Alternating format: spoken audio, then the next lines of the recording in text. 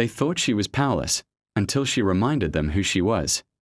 Before we begin this heartbreaking true-to-life story, remember, every time you click subscribe, you stand up for truth, dignity, and justice. Pushpin click here medium skin tone hand pointing right https://youtube.com@wealth_wounds.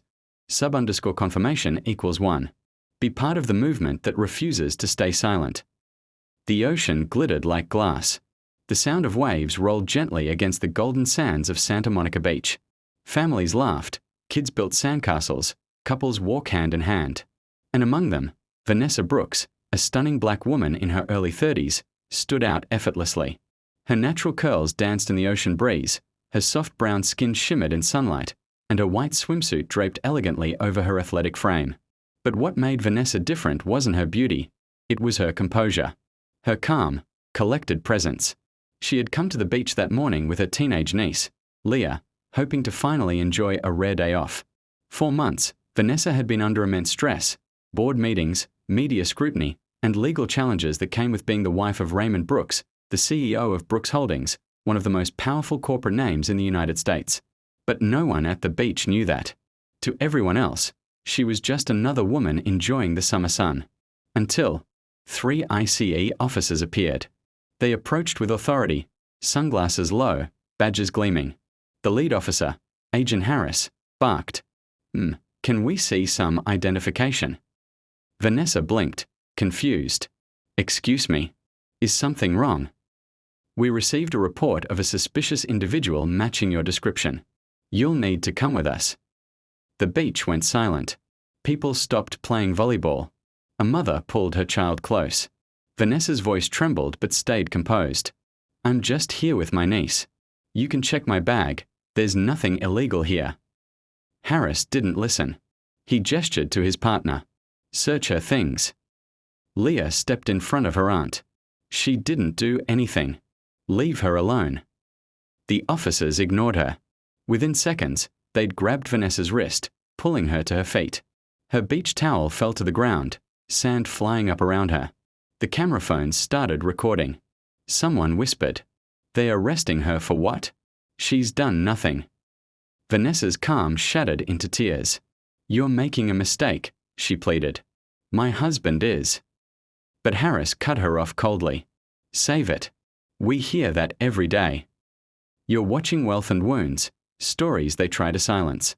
Don't just scroll by, hit subscribe, and stand with us against injustice. Pushpin click here medium skin tone hand pointing right https://youtube.com@wealth_wounds. Sub_confirmation equals 1 inch. Vanessa's wrists were cuffed behind her as the waves crashed just feet away. Her eyes filled with tears as Leah screamed, "You're hurting her.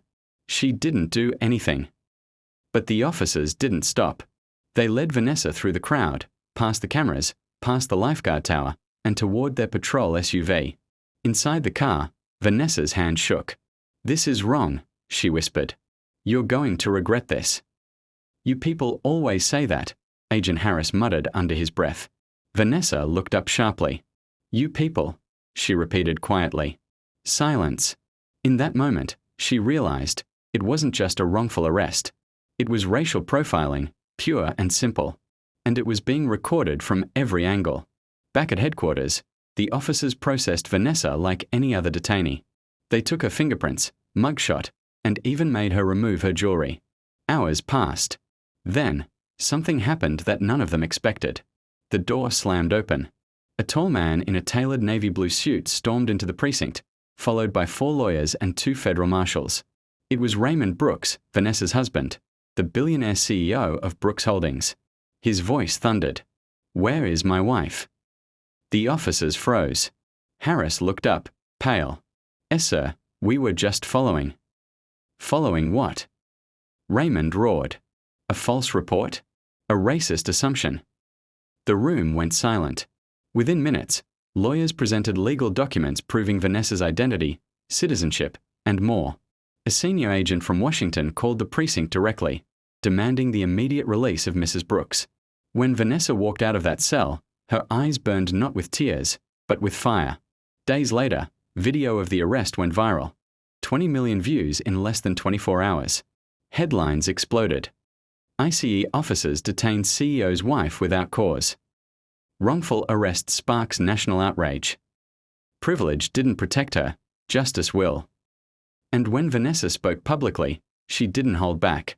Standing behind a podium, she said, "No woman should have to prove her worth to be treated with dignity. No one should be assumed guilty because of their skin color." Her words broke through the noise, and for the first time in years, ICE found itself under full federal investigation. Agent Harris and his team were suspended indefinitely. And in a poetic twist of fate, Vanessa Brooks was invited to join a national task force for law enforcement reform. The same system that humiliated her now had to listen to her. Months later, a classified report leaked. Turns out, the false anonymous tip that led to Vanessa's arrest wasn't random. It was a setup. A corporate rival of Brooks Holdings had deliberately filed a fake report to humiliate the family publicly. They wanted stock prices to drop, but it backfired spectacularly. Brooks Holdings rose in value, Vanessa became a national voice for justice, and the rival company's CEO was indicted for orchestrating the false report. The story wasn't just about racism anymore. It was about power, truth, and resilience.